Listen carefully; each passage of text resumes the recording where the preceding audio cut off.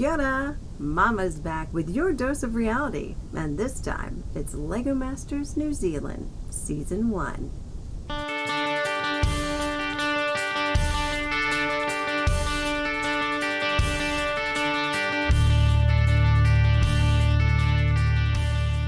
Kia ora koutou! It's Mama here with your recap of LEGO Masters New Zealand, Episode 4. Last time we said goodbye to Liam and Emily with our first elimination. Now this episode, Di and Robin issue the Bridging the Gap Challenge. Well, each team is given a pair of structures to build a bridge that also includes a bungee. They'll drop weights like a bungee. So Di tells the mums they can use the power brick by hitting the big red button, and they can get an extra 60 minutes of building time. Or after the first bridge is tested, they can have an extra 10 minutes to make adjustments. Well, they are playing for an advantage. We have no idea what that advantage is. Well, anyway, so there are limits to this whole thing.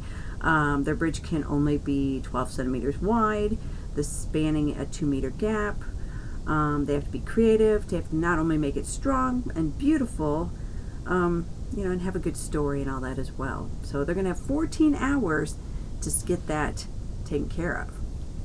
All right, taking a look at what everybody is making. Amy and Adam are going to be making a Unity bridge. Andrew and Georgie are going to be making an Alpine crossing bridge.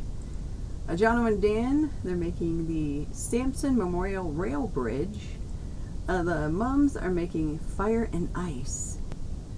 Glenn and Jake are making the Titan Memorial Bridge. So that's what everybody's got going. Robin and Di discuss the 4-5-6 triangle with Technic that gives like a super support. It gives incredible strength, and that seems to be the support choice of Robin. So note that in your Lego building book. So at the 1 hour mark, Di asks the mums, about the power brick, but they decide to hold on to it. Well, Di does the countdown, and he explains that for this challenge, they're going to first do static weight of 1, 2, 5, 8, and 10 kgs.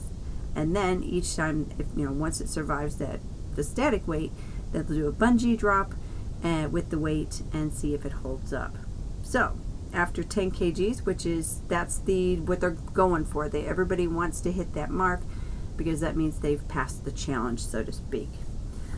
So up first, Amy and Adam, they have their Unity bridge. You see the two sides. They come together for an annual celebration every year. So now, let's have the weight challenge. Well, it handles the 1 kg, the 2 kg, the 5 kg, they start losing a few bricks. 8 kgs, it holds the static, but then it drops on the bungee.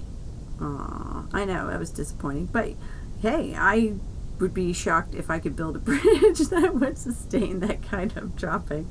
So I give them all props.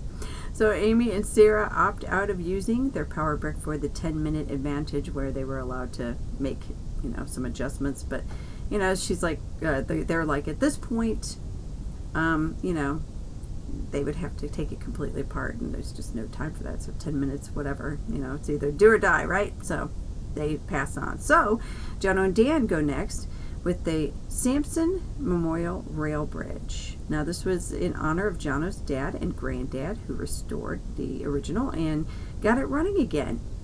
So up now, the weights, the 1 kg, the 2 kg, the 5 kg, the 8 kg, and the 10 kg are all good. They all get through there. They only lost some Lego smoke off the train from the 10 kg.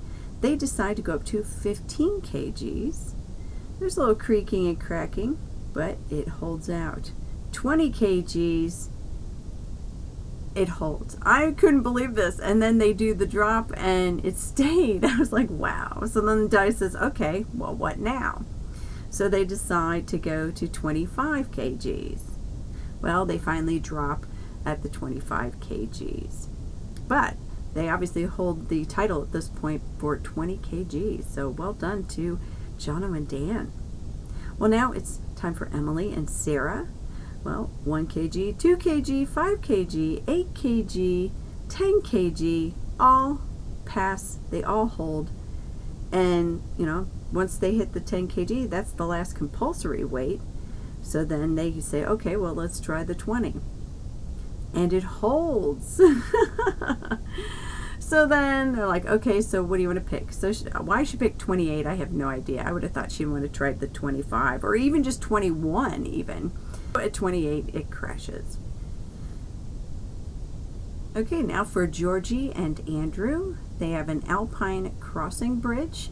They have France on the one side, Italy on the other. And Di Henwood apparently is, he's at the top, and he is just going to greet everybody at the crossing. All right, so the 1, 2, 5, and 8 kgs, they do fine. They all survive there. At 10 kgs, they lose a dragon, but they made it through the compulsory. So Andrew says, okay, let's go for 21, because obviously that's the only way he can beat the other team, right? So they do the 21 kg, and it crashed. So, but they at least made it to the 10 kg compulsory. Now moving on to Glenn and Jake. Their Titans Memorial Bridge. We've got Infernodon, the fiery dinosaur, and Electrobot, I think is what he said. They're firing their energy at each other. So now let's see for the weight or the dropping. The 1, 2, 5, and 8 kgs, they all go. They may lose a few bits on the 8 kg. 10 kgs, that holds even though it loses a few more bits. So then they go right for the 21 kgs. They want to try to take the lead. But nope, didn't quite make it. So it crashes. So that means that Jono and Dan, Emily and Sarah tie for first in the strength test. So Jono and Dan are called up front, and Robin says, but it's not just about the strength, it's also about aesthetics and the story and all that. So he calls up Glenn and Jake. So Jono and Dan and Glenn and Jake, Jono and Dan win. So they are going to win an advantage for next time, which they still haven't said. So there you go.